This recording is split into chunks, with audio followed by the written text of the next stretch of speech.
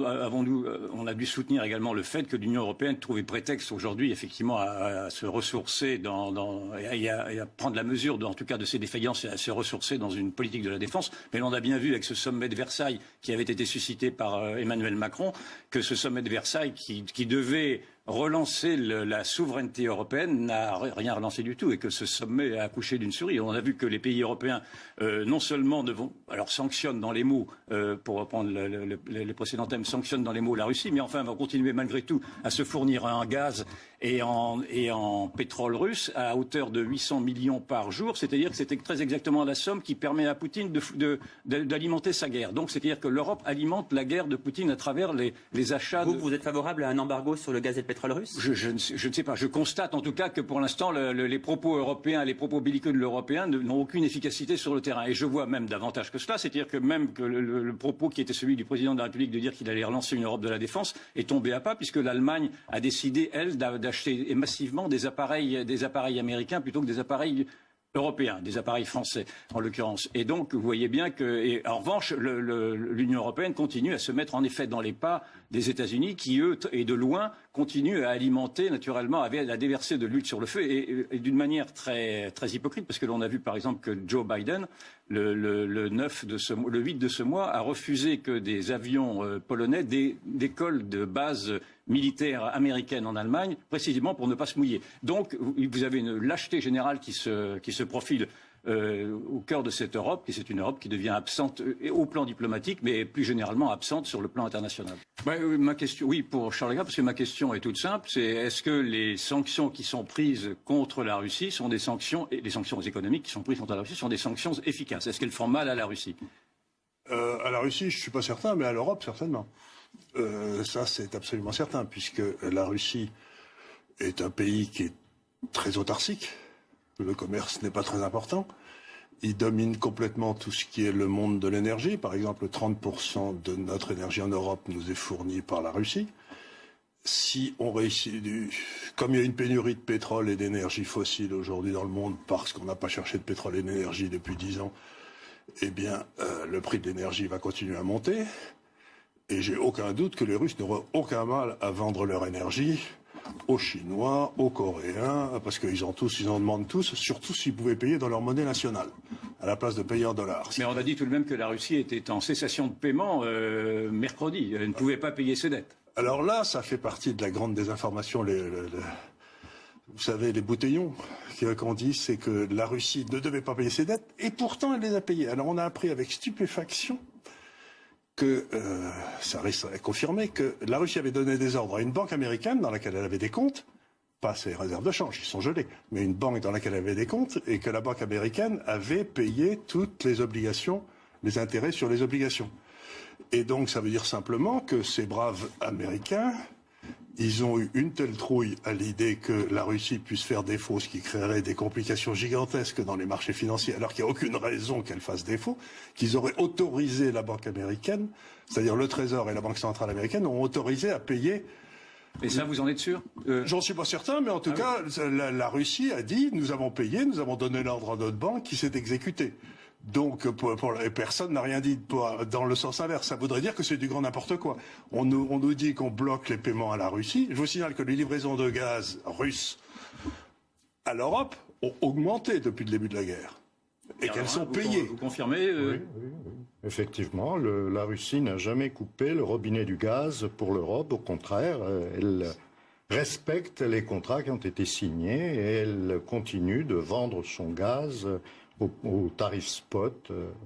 Et ce qu'il y a d'extraordinaire, c'est que ce gaz est quand même beaucoup monté à cause de toutes les bêtises et aussi de la pénurie d'énergie, et que donc aujourd'hui, la Russie touche de l'Europe 800 millions de dollars par jour de plus. Oui, c'est ça. Que ce à quoi elle s'était engagée. Oui. Donc, avec des pénalités comme ça, ça ne va pas la faire souffrir longtemps. Hein. Donc, vous êtes en train de nous dire que la Russie ne souffrira moins que l'Europe des sanctions qu'a prises l'Europe contre la Russie. Ça va de soi, oui, c'est tout à fait ce que je dis. Moi, j'ai un tout petit bémol parce que la Russie va souffrir, certainement beaucoup.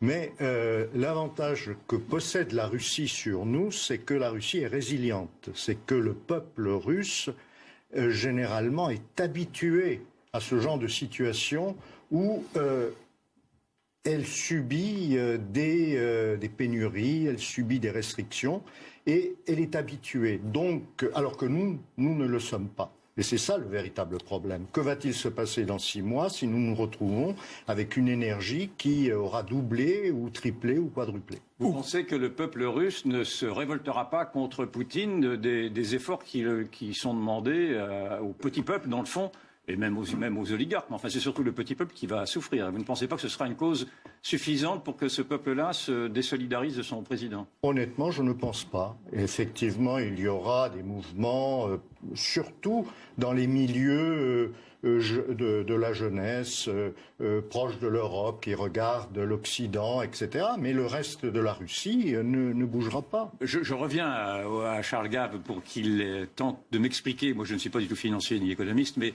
par exemple, j'entends que le système SWIFT, qui est un système de mutualisation, je ne sais pas si c'est le bon mot, des transactions, est un système qui a été interdit pour une grande partie des banques russes, et donc que cela asphyxierait, dans le fond, l'économie russe. Vous ne semblez pas non plus tout à fait d'accord avec cette analyse-là. Expliquez-nous d'abord ce que c'est que ce système SWIFT, dans le fond, sans entrer dans trop de Avant de venir au détails. système SWIFT, je vais dire quelque chose, si vous voulez, c'est que il y a eu une espèce de blitzkrieg fait par les grandes banques centrales européennes et américaines pour essayer de détruire la monnaie russe en l'espace d'une semaine. Ça a complètement échoué. C'est-à-dire que les Russes ont fait quelque chose de très intelligent. Ils ont permis à tout le monde en Russie d'acheter de l'or sans TVA. Mais le cours du rouble a nettement diminué tout de Oui, même. mais ça, on s'en fout. À l'intérieur de la Russie, il s'est rien passé. Les gens, il n'y a pas eu de panique, il n'y a pas eu d'hyperinflation. Donc le gouvernement russe a dit, si vous n'avez plus confiance dans la monnaie, vous pouvez acheter de l'or sans TVA et on vous en donne. Donc ça a stabilisé la panique tout de suite. Vous savez, on a mis les gros lingots d'or comme ça. Donc la première des choses, c'est que le système financier russe ne s'est pas écroulé. La deuxième chose que les gens ne comprennent pas, mais c'est bien dommage, mais le nombre de choses que les gens ne comprennent pas est considérable, surtout dans nos gouvernements, c'est la suivante, c'est que le capitalisme, c'est la recherche du profit, comme chacun sait, ce qui est bien normal. Et la deuxième chose, c'est un système d'assurance mutuelle. C'est-à-dire, prenez l'exemple d'Air France, qui dépense énormément d'argent en énergie. Air France, si elle a un trésorier convenable, si le prix du pétrole commence à monter, il va essayer de se couvrir pour 2 ou 3 ans, il va acheter du pétrole à terme. Donc il va acheter du pétrole, mettons s'il était à 40, ils vont en acheter, si le pétrole passe au-dessus de 60, vous me couvrez contre de la hausse. Vous voyez, il y a quelqu'un qui va l'assurer contre la hausse des prix du pétrole. Ce quelqu'un, ça pouvait être Rosneft, par exemple, la grande société de production russe. Mais si vous bloquez Rosneft, si vous l'empêchez de toucher son argent, si vous l'empêchez de remplir ce contrat, Air France va se retrouver à poil quand le prix du pétrole passe de 60 à 120. Air France fait faillite. Donc vous avez tout un système d'assurance comme ça qui marche dans tout le capitalisme, où tout le monde assure les risques de tout le monde, c'est une espèce d'assurance mutuelle. Et les paiements à l'intérieur de ce système étaient faits par le système de paiement dont vous parlez, SWIFT. D'accord. Et vous venez de casser une machine extraordinairement pointue à laquelle personne ne comprend rien. Parce que c'est tellement compliqué, vous avez des dizaines de milliards de transactions par jour. Les transactions dans ces marchés sont très supérieures au PIB mondial tous les jours. Donc s'imaginer qu'on peut casser quelque chose comme ça et que ça ne va pas avoir d'effet secondaire, c'est d'une imbécilité totale. C'est-à-dire que ce qu'ils ont fait, c'est qu'ils ont rendu l'ensemble du système capitaliste infiniment plus fragile, puisqu'il suffit qu'il y ait un gars qui fasse défaut sur une de ces obligations qu'il avait prises. C'est comme si vous aviez assuré votre maison contre l'incendie, et puis vous apprenez que votre assureur a fait faillite, ben vous allez vous racheter une assurance le lendemain matin à n'importe quel prix.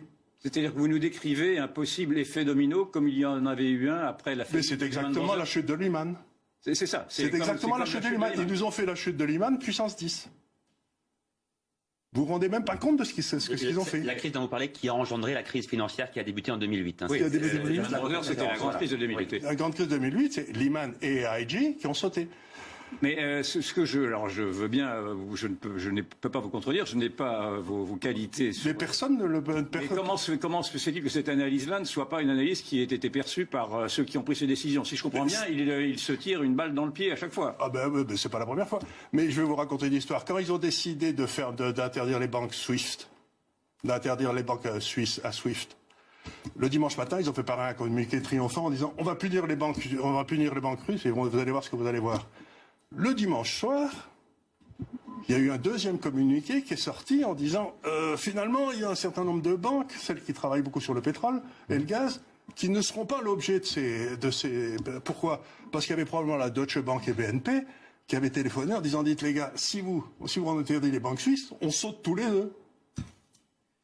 Donc, c'est-à-dire que le matin, ils ne savaient pas que s'ils faisaient ça, ça allait sauter BNP et la Société Générale et la Deutsche. Donc, je veux dire, ces gens-là sont d'une incompétence qui dépasse l'entendement. Quels sont les risques que peut courir la France et l'Europe plus généralement, mais la France tout particulièrement, avec ces mesures qui sont prises pour faire pression malgré tout sur Vladimir Poutine? Qu'est-ce que la France risque de maintenant? C'est pas difficile ce qu'elle risque. On a déjà le coût du travail le plus élevé du monde, non? Avec la République sociale qu'on a et tout, ça fait longtemps qu'on sait très bien que le coût du travail en France est absolument invraisemblable. On est en train de forcer notre appareil industriel à sortir d'un endroit où on avait un avantage comparatif, qui était le moteur à explosion, le moteur à 4 temps, pour nous transformer en électricité, dans lequel nous n'avons aucun avantage comparatif. Donc c'est une augmentation des coûts gigantesques sur notre appareil industriel. Et maintenant, on est certain que l'Europe sera l'endroit du monde où l'énergie sera la plus chère. Parce qu'on a acheté une grosse partie de notre énergie en Russie avec des contrats à long terme, c'est-à-dire 40 à 50% en dessous des prix actuels. Et maintenant, les Russes vont les vendre ailleurs. Et nous, on va devoir acheter ce manque d'énergie, parce qu'on n'en a pas, au prix du marché et en dollars. Alors que les Russes étaient d'accord pour nous racheter des obligations, donc on en payait une grosse partie en monnaie européenne. Donc ça veut dire que l'Europe va devenir de loin la partie du monde qui sera la moins compétitive. Ouais. C'est certain. C'est certain. C'est-à-dire que l'industrie européenne, tout le monde parle de réindustrialisation, c'est à mourir de rire. Ils sont en train de détruire l'industrie européenne en 5 minutes. Pierre Lerin, je vous voyais acquiescer. Vous partagez cette analyse? Oui, je crois qu'effectivement, c'est ce qui est en train de se produire. C'est que on est devant une crise énergétique majeure, surtout en Europe. Et ce que l'on voit se profiler, c'est que la Russie va vendre son pétrole et son gaz à d'autres pays qui ensuite les vendront à l'Europe avec culbute. Dans le meilleur des cas, ça veut dire qu'on en trouvera. Mais ils auraient bien plus intérêt à faire. Regardez, prenez les chiffres. La Russie importe 60 milliards de dollars à peu près par an de Chine et 60 milliards d'Europe. Les Chinois font à peu près tout ce qu'on fait. Qu'est-ce qu'on leur vend en russe? On leur vend des bagnoles, des sacs Hermès. Bon, ça, les Chinois ne vont pas les faire, mais ils peuvent en faire des copies. Vous voyez ce que je veux dire? Et donc, on vient de perdre 60 milliards d'exportation, boum, comme ça, d'un seul coup. Et comment les États-Unis s'en tirent-ils par rapport à l'Union? Les États-Unis sont quasiment autosuffisants énergétiquement. Ils exportent que 4 ou 5%. Ils exportent en tout 5 milliards par an en Russie, c'est-à-dire rien. Et donc, les États-Unis, une fois de plus, nous montrent qu'ils sont prêts à se battre jusqu'au dernier Européen. Vous voulez dire à se battre contre l'Europe, vous voulez dire? À se battre pour n'importe quoi, à condition que les victimes soient en Europe. Vous voulez dire que les États-Unis jouent contre le camp européen? Mais complètement. Les États-Unis sont en train de détruire toute l'industrie européenne. Argumenter un peu plus quand même, parce que là ça me semble... c'est pas difficile à partir du moment... Je vous passe ensuite la parole, Pierre Lerin, pour parler de votre livre. Ne vous inquiétez pas, il y a 10 minutes. Il n'y a aucun problème. Non, mais c'est assez simple. Si vous faites monter les coûts d'un de vos principaux concurrents de façon gigantesque, ça bénéficie à qui? Pierre Lerin, vous acquiescez à ce jeu de dupes des États-Unis vis-à-vis de l'Europe? Moi, je crois que depuis très longtemps, les États-Unis jouent contre l'Europe. Contre l'Europe. Les intérêts européens ne comptent pas et il y a en Europe des pays qui sont très clairement alignés sur les États-Unis. Ils sont des protectorats. Et peut-être pas réellement des protectorats, mais en tout cas, ils marchent main dans la main avec les États-Unis. L'Allemagne en particulier, la Pologne. En règle générale, les pays de l'Est de l'Europe considèrent que leur véritable parapluie de sécurité se trouve aux États-Unis et au sein de l'OTAN, et pas du tout avec la France ou avec les pays qui veulent constituer une défense européenne autonome, différente de celle de l'OTAN. Si défense européenne il y a un jour, elle ne pourra se faire dans les conditions actuelles qu'à l'intérieur de l'OTAN, ce qui finalement ne changera strictement rien à la donne. Ce sera toujours les États-Unis qui domineront la défense européenne.